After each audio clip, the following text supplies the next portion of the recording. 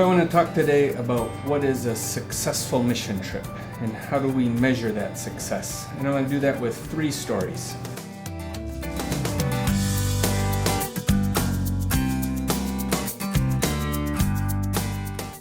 First, a story about Bill and Tiffany. So Bill's a retired builder from Chicago. He sold his company, has some money. His granddaughter Tiffany came up to him after church on Sunday, and she and 24 others from their youth group are going to Honduras to build a house, and they need to raise $2,000 each, $50,000. The church is paying half, and they each have to pay half. And Bill asked Tiffany, well, why are you going to Honduras? And she explained that they're going to build a house. And he said, Tiffany, I know you don't know how to build a house. Does anybody else in the group? And she said, no, but the organization, the Christian organization they're working with in Honduras, they have some local builders that are going to work with them. So he asked, well, what kind of house are you going to build? And she said, it's a simple one, cement block. It costs about $2,000. So now Bill, the businessman, had a question that he didn't ask. We're spending $50,000 to build a $2,000 house. But Bill, the grandpa, wrote a check for $1,000. And why did he write a check? And why was the church going to write a $25,000 check? And in the end, it's a bigger question, like why are we doing short-term missions in general? And I would argue that it's not about what Tiffany said. And it's not what we usually say. And it's not why lots of people explain the purpose of short-term missions. It's not to build a house or paint a church or run a VBS. If we were just building a house or painting, we could better send the money. So why are we writing the checks? Why are we going on short-term missions? It's because we're hoping to see people changed for life. We are hoping to see Hondurans change for life, that a year later, the families involved are more involved in their church. They're praying more, they're volunteering more, they're giving more. And we're hoping that we will be changed for life, that a year later, Tiffany and the youth group and all of us will be praying more and volunteering more. And if we spend $50,000 and just end up with a $2,000 house or a 1-week VBS, I think we would all be disappointed. But if we invest $50,000 and a year later we can measure the changes in Honduras and in Chicago, it's well worth it. Bill will be happy, the church will be happy, and I would argue God will be happy. So this should change the way we talk about short-term missions, both before people go and after they come back. It also should change the way we measure the success of short-term missions. So what we're really asking then is, how do we make sure that everybody involved will actually be changed for life? So let's start with the Honduran side, and I'll explain in a minute. When I say Hondurans, it's just whoever's receiving these groups. So it could be Chicago, it should be Kenya, but just for shorthand, we'll say Hondurans.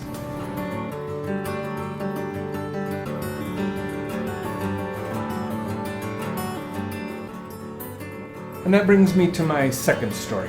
Let's say that your church has a fabulous group leader.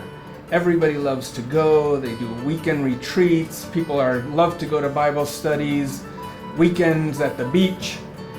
And then for a week this summer, you get an Australian youth leader, and she's awful. Nobody wants to go. They're awful Bible studies. They plan a weekend retreat, and it's just a disaster. But after a week, she leaves, and you go back to your great leader. What's going to happen to the group? That great leader may even turn this awful week-long experience with the Australian leader into something great.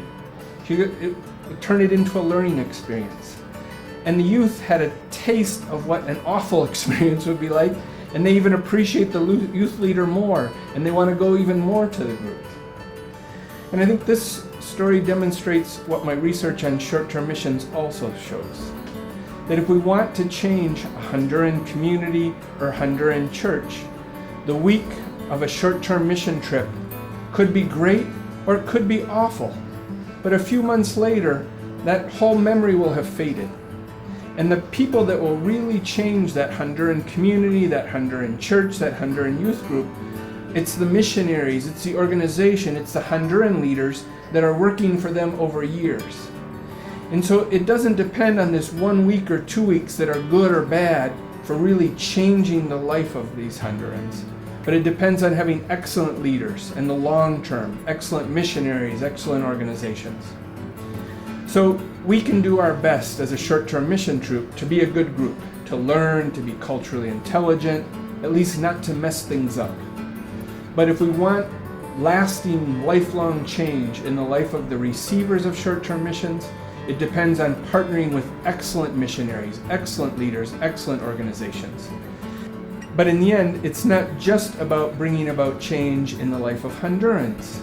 It's also that we want to be changed for life. Tiffany and Grandpa Bill in our churches, we want to see change in all of us. And how can we also do that?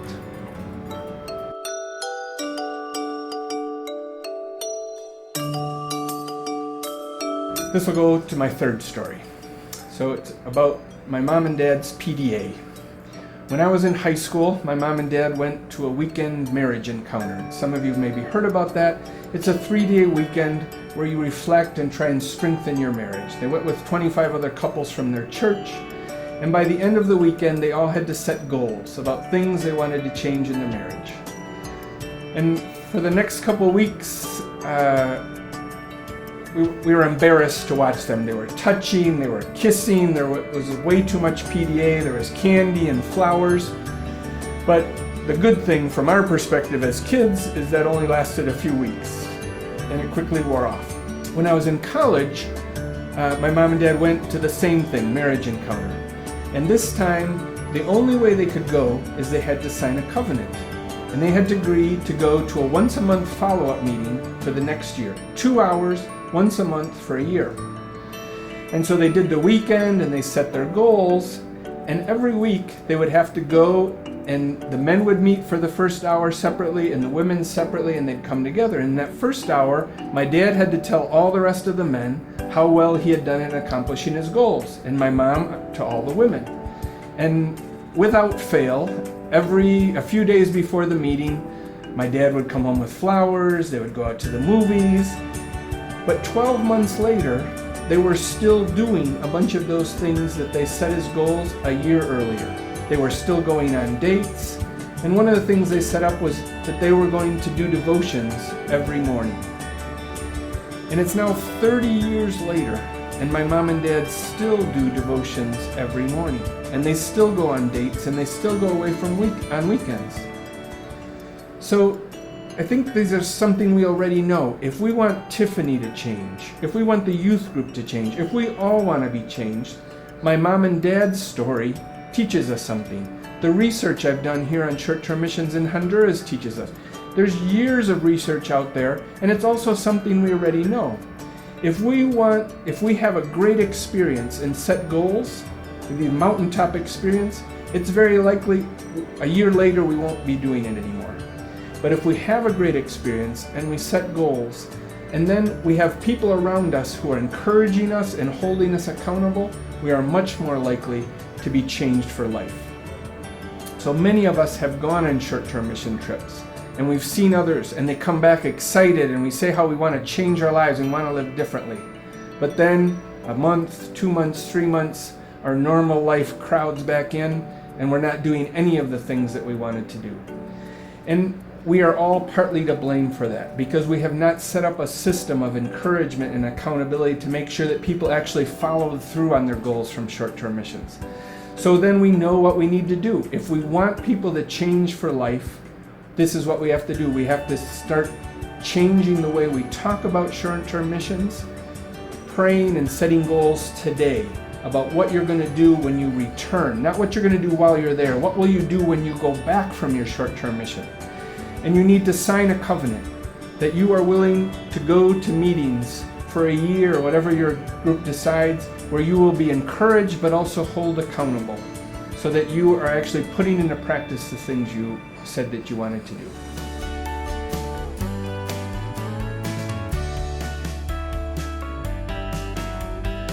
So how do we measure the success of short-term missions?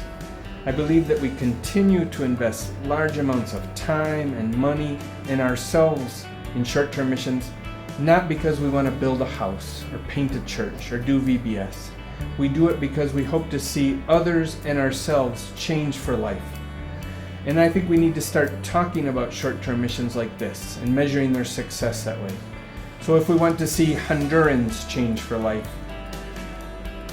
we need to learn what we can, we need to not get in the way, we need to try and be a catalyst, but in the end, our presence for a week or two in Honduras isn't going to make the difference. The most important thing is partnering with excellent missionaries, excellent organizations, excellent Honduran leaders. And then we measure the success of our trip to Honduras a year later. Are Hondurans more active in church? Are they volunteering more? Are they praying more? Are they giving more? But we also want to see ourselves changed. And then we need to go beyond these mountaintop experiences and saying things like, my eyes were opened in Honduras, or they helped me more than I helped them. But we need to set goals about how we want to be different in a year. And then setting up systems of accountability and encouragement to make sure that that really happens. And in the end, a successful short-term mission trip for us will mean that a year later, we are praying for Honduras more, we're raising money for Honduras, we're volunteering in our church, and we're more active in our community. And in the end, what we really want to see is successful short-term missions means that all of us have been changed for life.